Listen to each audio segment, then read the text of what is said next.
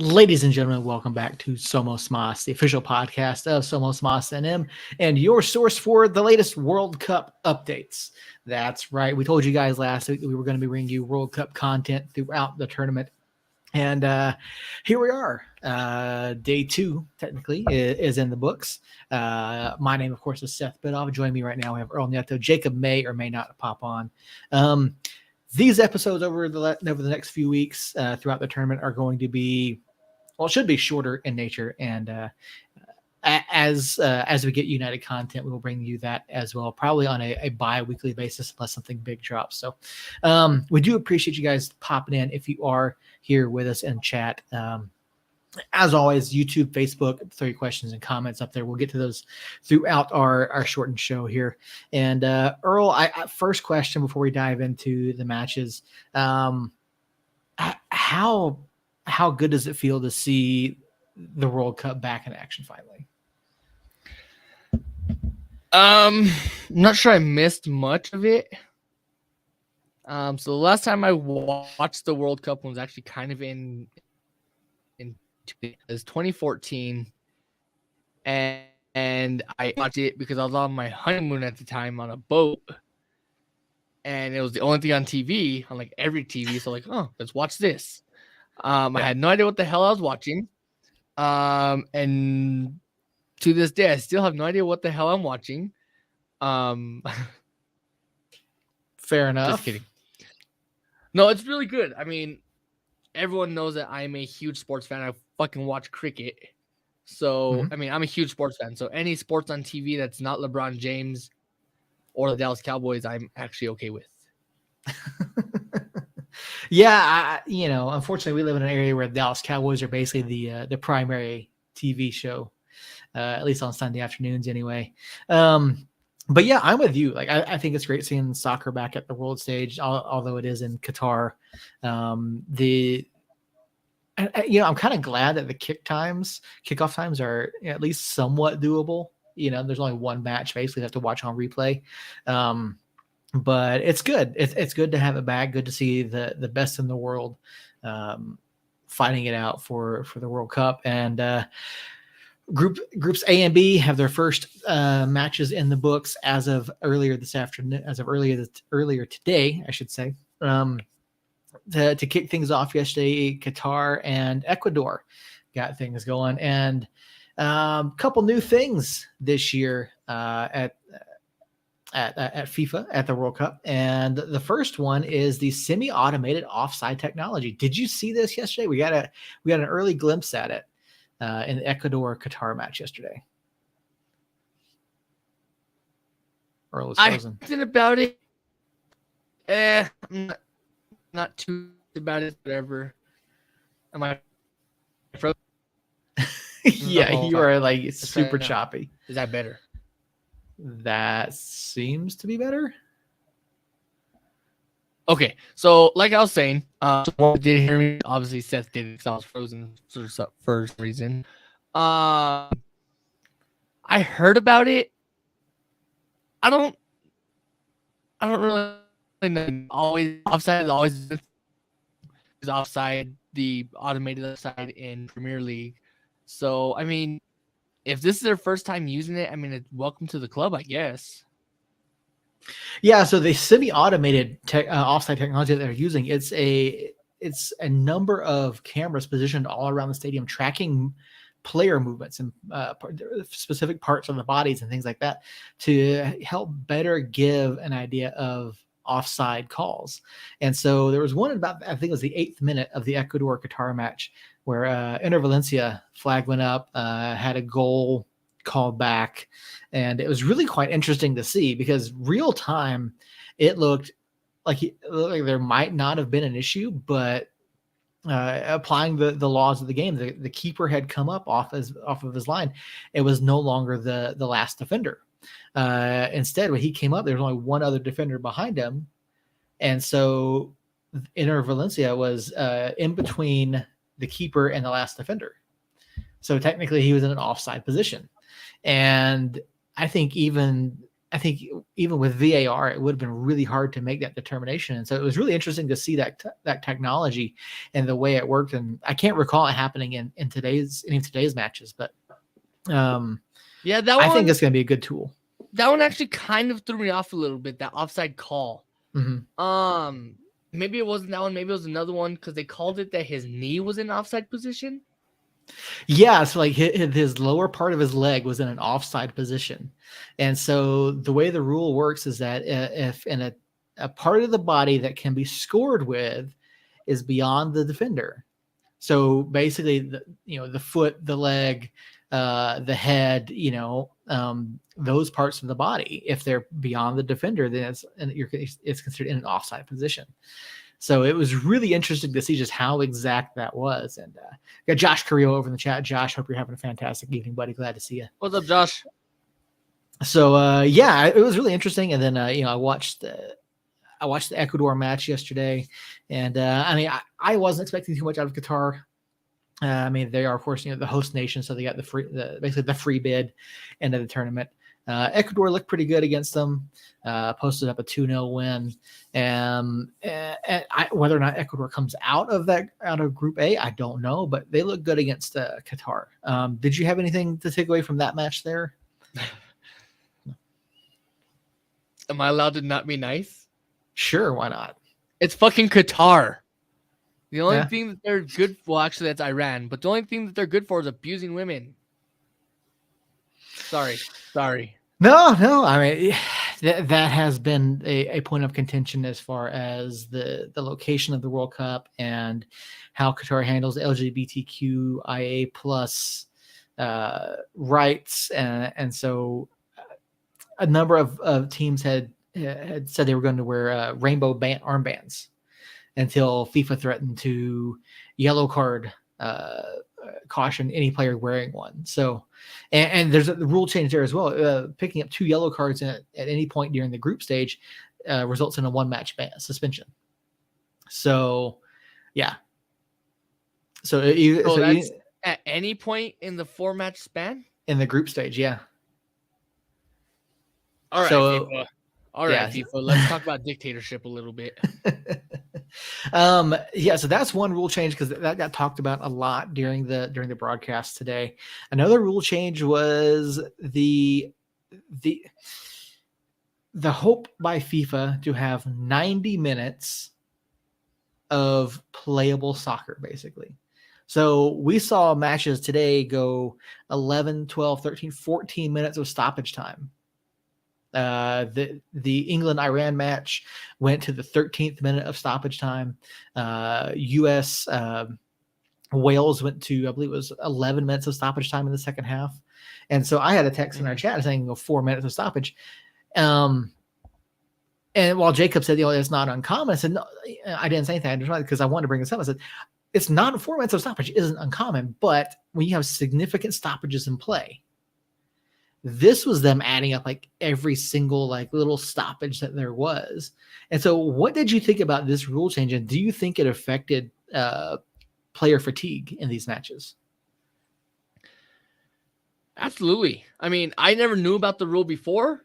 So this is a regular rule for me at this point. But I mean, you add 11 minutes to anyone running a mile. I mean, yeah, you're going to get tired. That's like me going outside right now and running for 11 more minutes than what I usually do. Yeah, I'm going to get tired. Yeah. Especially knowing that you have to play another match day after tomorrow, another one day after that. I mean, yeah, I have no comment on that, obviously, because I don't know the past. But if you're going to add that kind of time to anything, I mean, that's kind of crazy. Yeah, just to look back at some of the late goals. I mean, this might have been one of the latest goals we've ever seen in regulation time, I should say, in a World Cup. But I have to go back and double check on that. But in the England-Iran match, which you said you did watch, there was a goal scored in the 13th minute of stoppage time in the second half, and that's just from all the little times that got added on and added on and added on. Iran converted a penalty there. And so, I mean, I mean, without that 13th minute, I mean, this match would have been over, 5 minutes prior, basically. So yeah, you saw it a lot, especially in the U.S. match later on. There seemed to be a lot of cramping, a lot of issues with players, as it got further and further into that stoppage time at the end of the matches. Yeah, and like I said off air, I mean, yesterday I watched the Qatar match for about 13 seconds and then gave up on it because I'm not going to support Qatar at all on any kind of view, not even YouTube or any kind of playback, anything like that. And then I watched this morning's England-Iran match, and then consider me un-American, but I was probably the only American not watching the American men's national team play. So I mean, I'm probably in the wrong spot right here talking about the American match, but I mean, to be fair, I think I made up for it. I had the U.S. match on 3 different screens so that no matter which way I faced, I could see it. But yeah, I mean, let's talk about the England-Iran match here just for a minute, since this is one of the ones that you did happen to watch. England just absolutely dominated this match, and Iran is not necessarily a pushover team, but they're not ones that I would expect to compete for the top 2 spots really. In Group B, given that the U.S. is there, Wales is there, and England is there as well. But I certainly didn't expect England to come out and drop 6 goals on them. I did, and I was happy to see it. Okay. I mean, did anything about this match surprise you at all?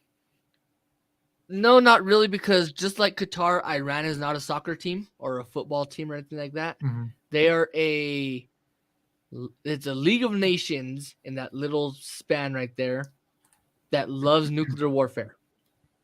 So if they're not dropping bombs or testing nuclear warheads, they're not any good at it. So, all right. Sorry, this is probably the most. I was not expecting to get political on this. I don't know where you're going with this one. Yeah, I mean, obviously, essentially, I feel the same way about Iran and Qatar and Saudi Arabia as Jacob feels about Phoenix and El Paso. All right. I mean, fair enough. I mean, yeah, their human rights issues aside, I mean, I didn't expect them to really put up a fight here in this match. We do have 3 early Golden Boot contenders from these first 4 matches. Three different players have picked up a brace already. But yeah, I mean, England looked good. They were just absolutely dominant from pillar to post. And honestly, I think at this point, England is a favorite to come out of Group B. Again, they played against Iran. How they play against us, I don't know. That's the next match up. So that's going to be really interesting to see what happens, here in the next match. So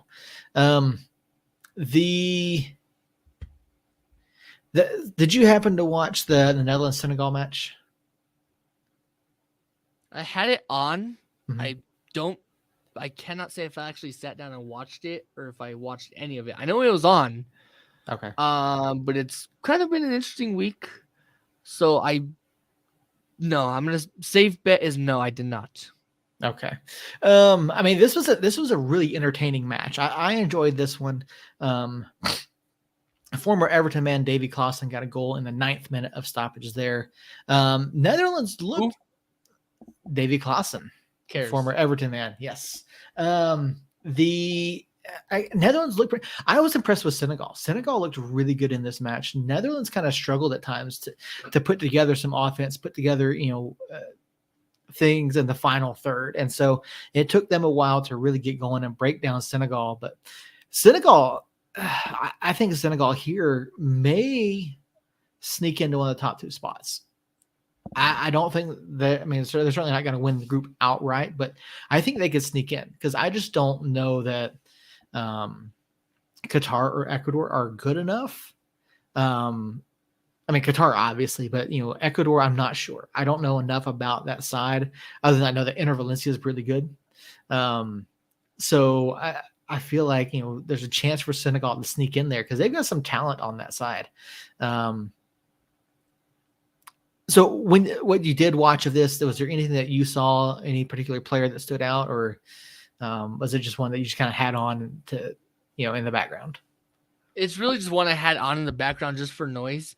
Mm-hmm. But I honestly think the two coming out of this group right here, this Ecuador group, is going to be I just drew a fucking blank. Well, you got Senegal, Netherlands, Ecuador, and Qatar. Oh yeah, Ecuador and Netherlands. I don't think Qatar has a chance. Especially they play decent, Mm-hmm. but I don't think that's good enough to get them even 6 points. I mean, right now the way it's looking for someone to get out of this group, you need 10 to 12 points, really. I don't see Qatar getting that at all. Mm-hmm. Well, same thing with Senegal. I don't see them getting. They could probably get 6 because they do have to play Qatar for sure. So they could probably get 3 there, and then maybe draw with the other 2. Okay. Well, I mean, so there's only 3 matches during the group stage for each club. So the most points you can get. I thought they played each one at least once. Yeah, they're just playing once. Oh yeah, 3. So yeah, they can't get 12. Yeah. Sorry, I'm terrible at math. It's also been okay. A day. No worries. I mean, I don't disagree with you. I think it's Ecuador and Netherlands coming out, but I think Senegal might surprise. There's a chance that Senegal could surprise them if they played at the same level that they did today against Netherlands. But here's the deal. If Senegal does make it out of the group, either 1 or 2, mm-hmm. I will buy you and Jacob both a beer. All right. Sounds good. Sounds good to me. And then, of course, the final match today was, of course, U.S. and Wales. U.S. looked really, really good in the first half. I don't know how much of this one you actually saw. I know you mentioned that you didn't really watch it. Did you at least go back and look at the highlights? Or that's actually what's on right now. Okay. Or the highlight. And because I'm on this Wi-Fi, I'm on the Wi-Fi on my phone, I'm on the Wi-Fi on my other laptop. It's just like bogging everything out. So I will have to go back and watch that for sure. Yeah, definitely go back and watch it. I caught a couple highlights on like TikTok and all the social medias, Instagram, Facebook. Mm-hmm. And from what I got from it is, US looked good in the first half. Yeah, they did. And then they looked decent second half. The only thing they got them was that stupid Gareth Bale shot. If Gareth Bale does not put that in, which is Gareth Bale, so you can expect him to put it in. But if he doesn't put that or get a chance to put that in, we're not having this conversation. Yeah, no, I agree. I mean, obviously it was a silly foul by Walker Zimmerman. He just steps through his legs, takes out Bale from behind. Just no reason for it. Bale has back to goal, and in that area, it would have been difficult for him to score anyway. But yeah, silly penalty, silly foul by Walker. Obviously, putting Bale at the spot is gonna put Wales in a very good position to even that up. And Matt Turner went the right way, got a hand to the ball. Unfortunately, just couldn't keep it out of the back of the net. And so, U.S. and Wales walk away with a 1-1 draw from that match.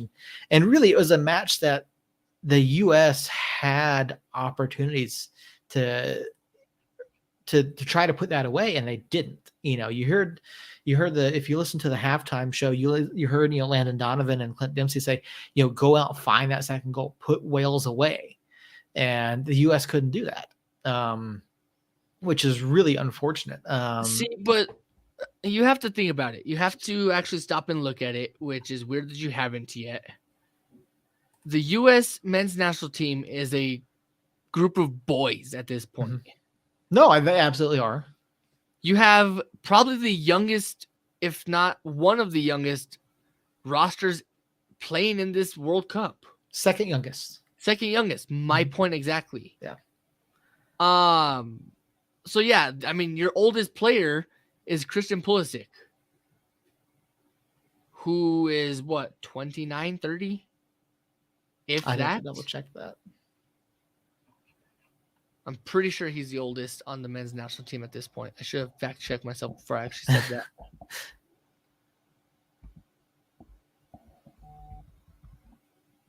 Oh, we can look that up real quick.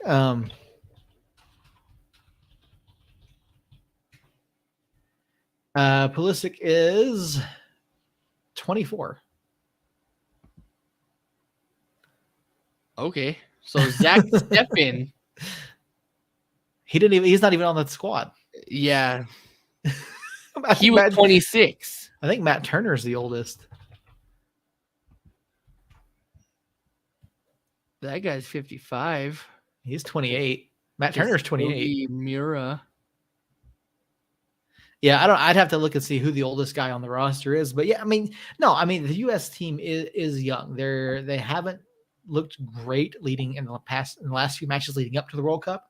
And they've kind of struggled to close out matches. And so I think that came to bear here. But there are a lot of good things to take away. Timothy Weah had a great performance. The link-up play between him and Christian Pulisic was very good. And the U.S. pressure, particularly in the first half, really put Wales in some bad spots. And so, I think if the U.S. had been able to take advantage of a couple of those, or even just one more of those opportunities, I really feel like that U.S. walks away with the 3 points instead of the one. And yeah, again, silly foul by Walker Zimmerman. But my big takeaway from this is the injury concerns. A lot of guys dealing with knocks and things they picked up, and Christian was getting absolutely mugged throughout the match. And so are the guys going to be ready to go again on the 25th? That's the big thing for me. I think they will. I think we've still got some guys that didn't play this evening that could see some time on the 25th. Gio Reyna among others that didn't get in. Did Gio Reyna actually finally get in? No, he didn't even play today. So you've got a fit Gio Reyna waiting to come in on Saturday. Saturday, Friday. Sorry. Friday. Jesus Ferreira didn't play. Aaron Long didn't play. Christian Roldan didn't play. Like, you got guys that didn't make an appearance that they're going to be good. Yeah, they're going to be good to go on Friday. So, you just hope that Pulisic and some of the other guys that came off are able to get rested between now and then. So, yeah, I would love to know the reasoning behind Reyna not playing tonight. Mm-hmm. Reyna's probably one of the top young players in the world at this point. I mean, I don't know, or I do not see a reason why Reyna wouldn't play, especially if it's an opening match. Like, it's your opening match. Get him some kind of time in a big frame to at least get him comfortable with what's going to happen on Friday and then Tuesday. And then if we make it out of this round and we go play in the knockout rounds, I mean, at least you have your future top star, because I'm willing to bet that right now Reyna is going to be the future of men's national team. Yeah. He will be essentially the Landon Donovan and all the other ones I just drew a blank on, the Josie Altidores, the household names of U.S. men's national team. Mm-hmm. Will be Gio Reyna. And I'm willing to bet that. So why you wouldn't at least get him some kind of time and some kind of intro into a big market tournament? I mean, Mm-hmm. I don't know. Well, according to Greg Berhalter, there was some muscle tightness that they were in Berhalter's brain. Well, so over the past 14 months, he's had 2 serious hamstring strains and hasn't even been playing full time with Dortmund. And in that same 14-month span, Berhalter's also had 4 mental strokes, I mean, it's entirely possible. I mean, hopefully we see Giro on Friday. I think we will. Whether or not it's 60, 30, 40, whatever it is, I think we do see him, and I think he'll be a much needed addition in there. But yeah, again, young club, they're gonna get through it. I think we come out of the group. I don't think we're favorited by any means. If we show up well against England on Friday, I think that bodes really well for us. Because with the final match of the group against Iran, I feel like a win there, a draw against England, and we're in. And you can call me crazy, but I can see us beating England. Mm-hmm. I can. I mean, if we play an entire game like we played the first half, we'll be fine. We just have to play the entire match at that level. Like, we can't slack off and just hang out for a little bit. No, we have to continue putting that pressure and continuing the clean play that we had the first half of today's match. Mm-hmm. If we do that against England, we can win.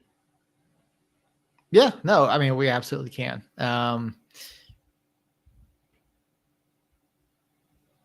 Sorry, something looked weird on the FIFA website. Yeah, I mean, that's a match that the U.S. could potentially win. It's gonna be a tough fight on Friday, no matter what, and we'll talk about that later in the week. But yeah, that's our wrap up of days 1 and 2 of the 2022 World Cup.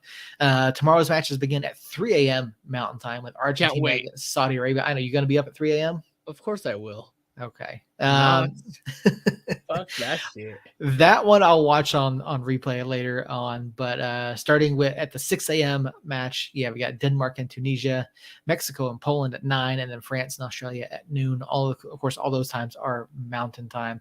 Earl, are you gonna any of these matches stand out as ones to watch, or teams that you want to keep an eye on tomorrow for groups C and D? I think that Australia France match. Okay. It'll be interesting because Australia does play a weird defensive team. Like, they play defensive formation. Mm-hmm. So it'll be a good test for France to see where their offense is, especially with like Mbappe and there was someone else I just fucking thought of. Can't remember his name. Neymar? No, Neymar. Neymar. Yeah, then you're right. Is Olivier Giroud playing for France this year? Yes. Yeah, he's fun. That's who it is. So just seeing how those two click against obviously a lesser Australian team, who funny is probably the favorite to come out of that group out after France, I would say. Mm-hmm. So seeing those two teams kick it off against each other and seeing how France actually handles the defense of Australia will be a good test to see where France actually is at. Especially with them being named as one of the top favorites to win the whole thing. If they struggle against an Australian team who has nobody on their team, I mean, it's a whole bunch of average Joes that were just recruited on the street pretty much. To see how France answers to that and that defensive strategy of Australia will be a good test to see where France actually is at. Yeah, France is currently ranked the 4th highest club in the FIFA World Rankings, and Australia is 39th. But yeah, we mentioned it last week. This French squad is just insane. I mean, you got Lucas and Theo Hernandez both at the back. You've got Hugo Lloris is in goal.